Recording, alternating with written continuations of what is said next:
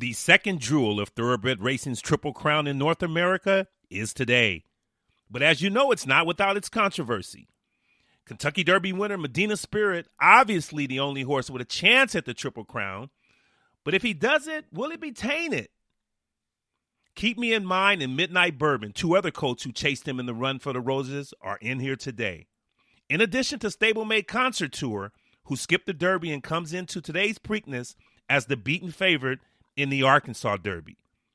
10 are scheduled to line up in the Grade 1 $1 million Preakness. It goes off as race 13, and I'll have my analysis and my 2 cents on the drama coming up next on Thoroughbred Ticket.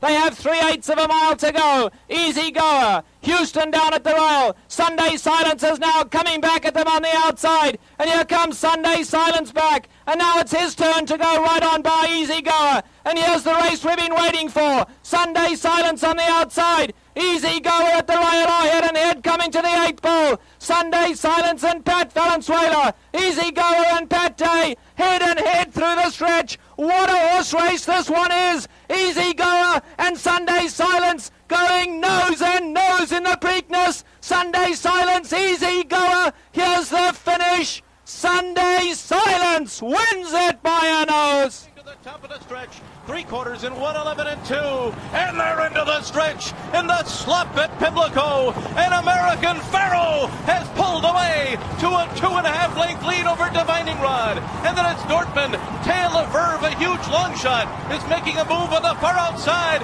but American Pharaoh is all by himself. He is 5 lengths in front as they come to the wire, and American Pharaoh and Victor Espinoza have won the Preakness over Tail of Verve.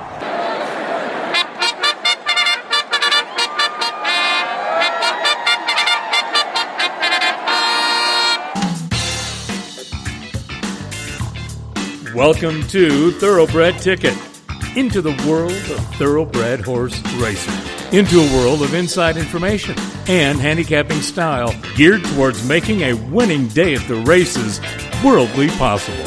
And now, here's your host of Thoroughbred Ticket, Mr. Kenneth Anthony Moultrie.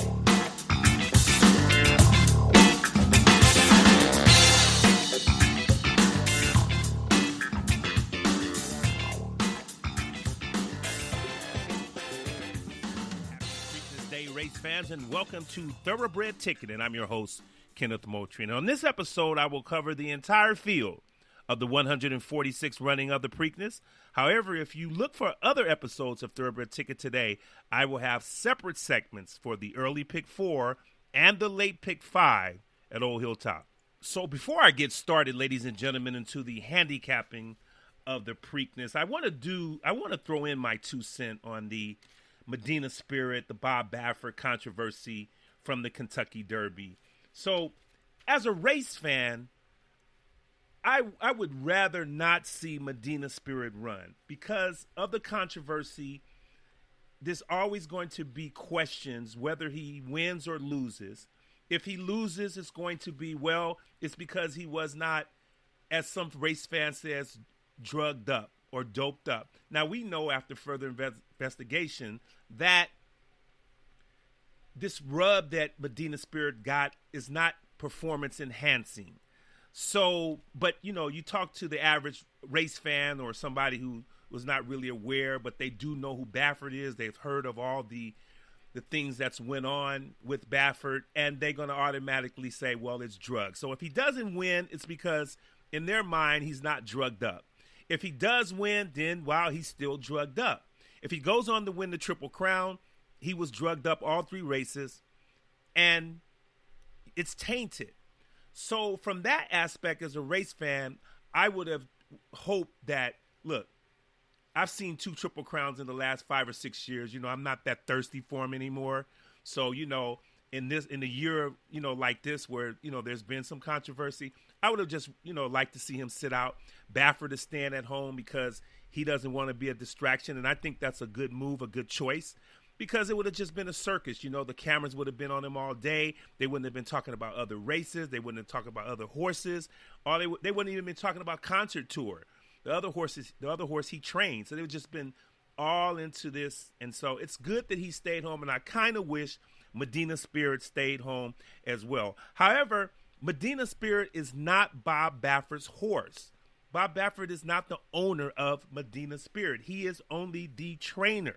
Medina Spirit is owned by Zidane Racing Stables, okay? Amir Zidane, he's a Saudi Arabian businessman, okay? They have desires and dreams to win the Triple Crown, and I'm quite sure if Medina Spirit goes on to win the Triple Crown, they're not going to care what people think. Yeah, it might be, a little heat for the first 2-3 weeks, maybe even a month, but once, the summer comes along and, fall comes around, they're not going to care about that. Time heals all wounds. So, from their perspective, I'm on board with them. Run your horse, try to win the Triple Crown.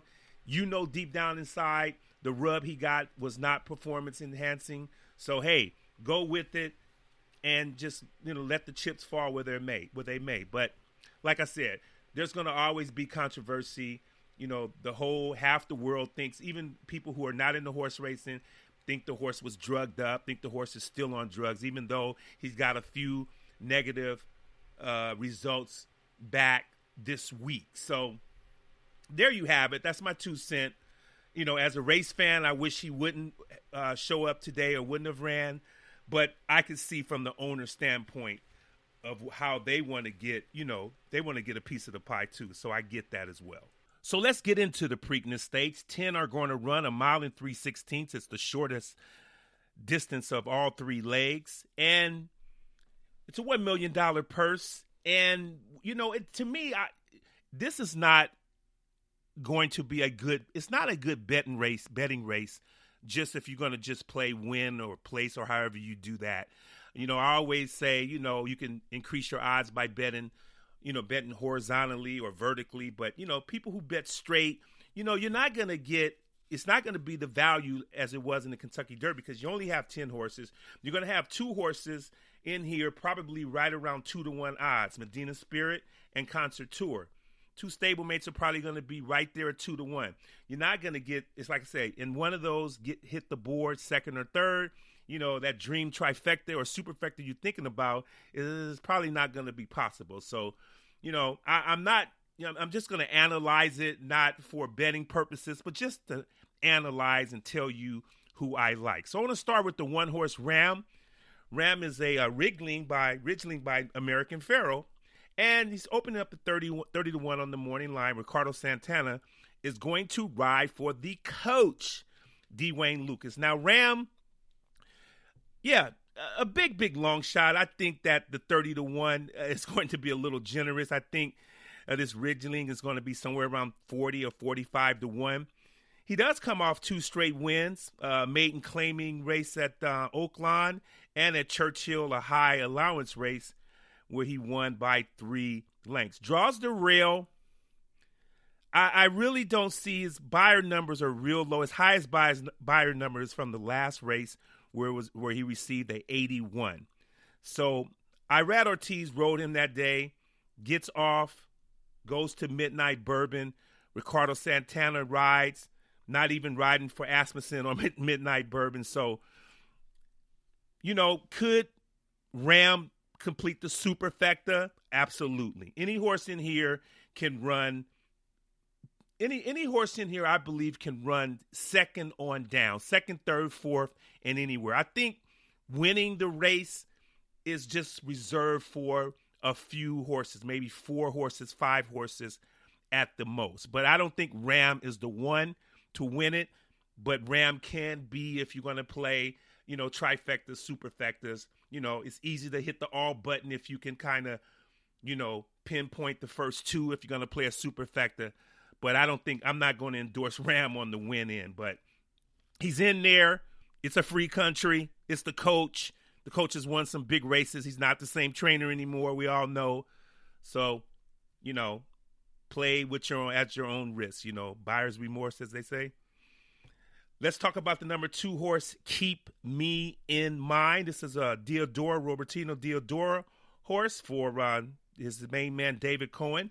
Now, this colt is coming out to Kentucky Derby where he was a long shot at 49-1 and was off slow, broke last, as a matter of fact, and closed some decent ground in the stretch in the Derby.